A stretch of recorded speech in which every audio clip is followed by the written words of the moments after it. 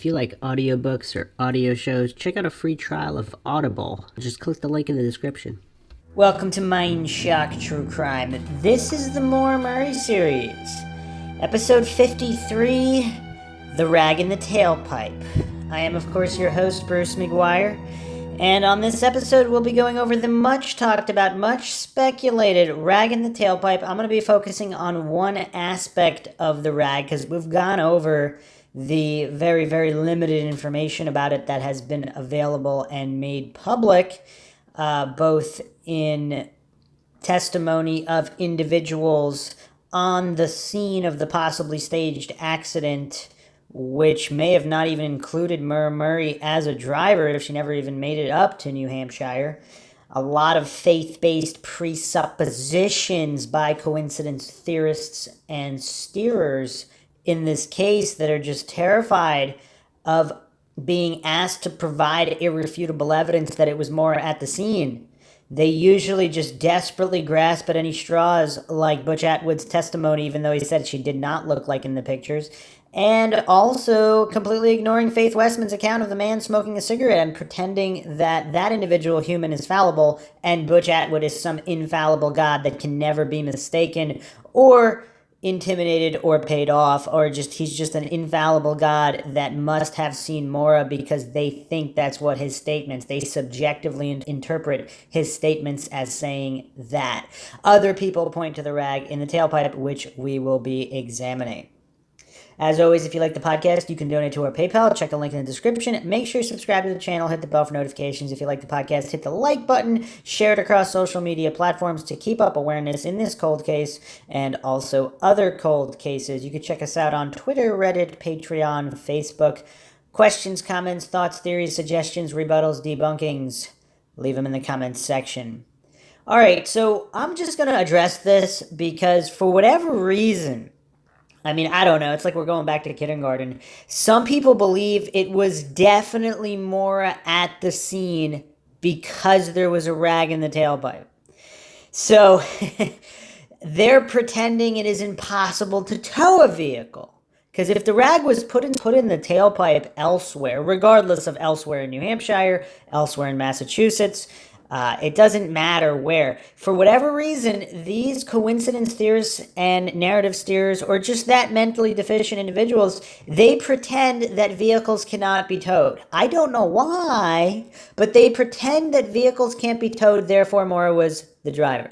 They pretend that not a single person on Earth would know about the rag in the tailpipe. So I will agree that it seems that the likelihood of a random stranger putting a rag in the tailpipe is not extremely high, but where did Fred... So, again, the coincidence theorists, the cognitive dissonant narrative steerers, they point to Fred Murray as the only individual on Earth that can come up with the idea of putting a rag in the tailpipe to prevent a car from smoking.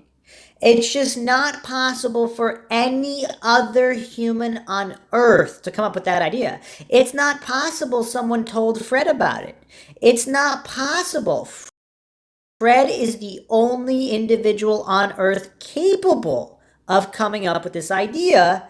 For the people that claim the rag in the tailpipe proves that Maura was at the scene. So, but let's go with it. Let's play pretend. Let's enter Fantasyland. Let's pretend Fred Murray is the only person that does this. Okay, so Fred Murray told Maura that if the car is smoking a lot, to not get pulled over by police, put a rag in the tailpipe. So whoever Maura told this information would also know. So if Maura was ever out in the Saturn, so supposedly it hadn't been driven recently, but maybe it had, who knows, but regardless of when the last time it was driven, so in the months prior, however many months prior, if Maura was driving the Saturn with someone and she put the rag in a tailpipe, whoever she was with, they would know. Anybody they would have told would know. So now already we have a circle of individuals that know about the rag in the tailpipe. This is not that difficult to understand. I mean, it's just really bizarre. I can't tell if these people are just trolls or intentional obfuscators, or if these are individuals online commenting that really just have this lack of basic logic and reason and not being able to comprehend that anybody Maura told would have known.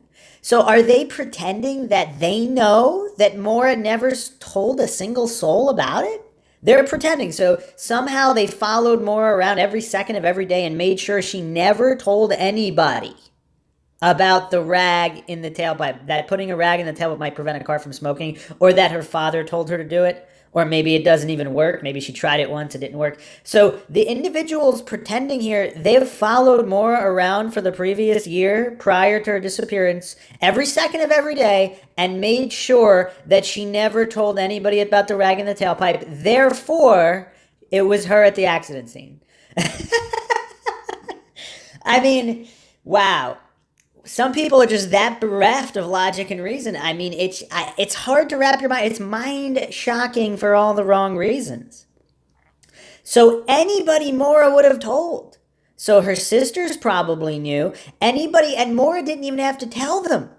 Whoever, if Maura's in a dorm with her friends or wherever, anybody who's overhearing a conversation, so if Fred told her that on the phone, or she was discussing the rag in the tailpipe with her sister or another family member that knew about it, anybody who overheard the conversation would have known about it.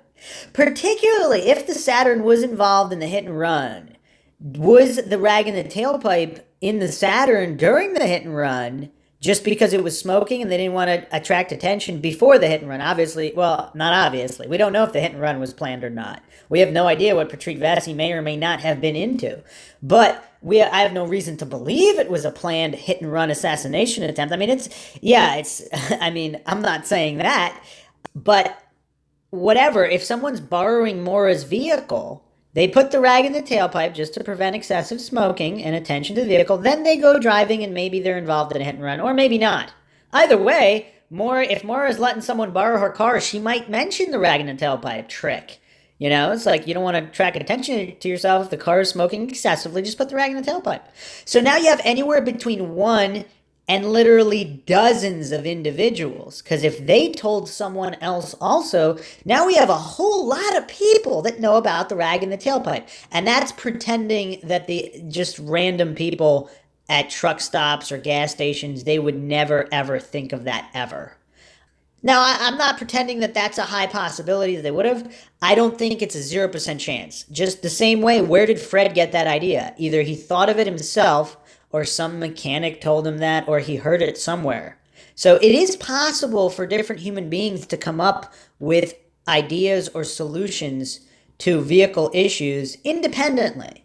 But even if we pretend it's not, let's pretend it's not, just for the sake of argument, we still have anybody Maura Murray would have told or could have told, and then anybody that person could have told. Now we're going through several degrees of separation. There could be dozens and dozens of people who know about the rag in the tailpipe. But there really only has to be one. Because if that accident was staged to make it look like Maura Murray was abandoning her vehicle, which again, for whatever reason, the coincidence theorists, the steers, the trolls, or just these random people who just cannot comprehend the basics of logic and reason, in other missing persons cases, when a vehicle is found abandoned, it's definitely a leading option that either a significant other, which is of course, according to FBI statistics, when a female goes missing and is met with foul play, then it's usually the significant other, the boyfriend or the husband. Or if it's not the boyfriend or the husband, it's usually a friend, acquaintance, coworker, or someone known to the victim. Now, I don't know why the Maura Murray case is so unique that it just has this large percentage of coincidence theorists, narrative theorists, just people who just really hate logic and reason, who just completely ignore all of this.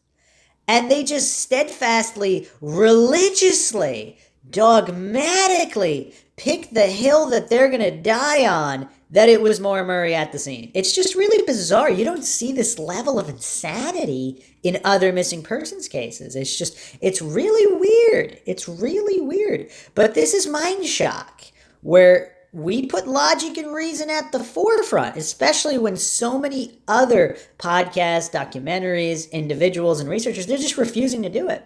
Because if it wasn't Maura at the scene, if someone was staging the accident and there was a tandem driver, either via towing or other scenarios, because again, even if Maura Murray was the one that put the rag in the tailpipe, that doesn't put her at the accident scene.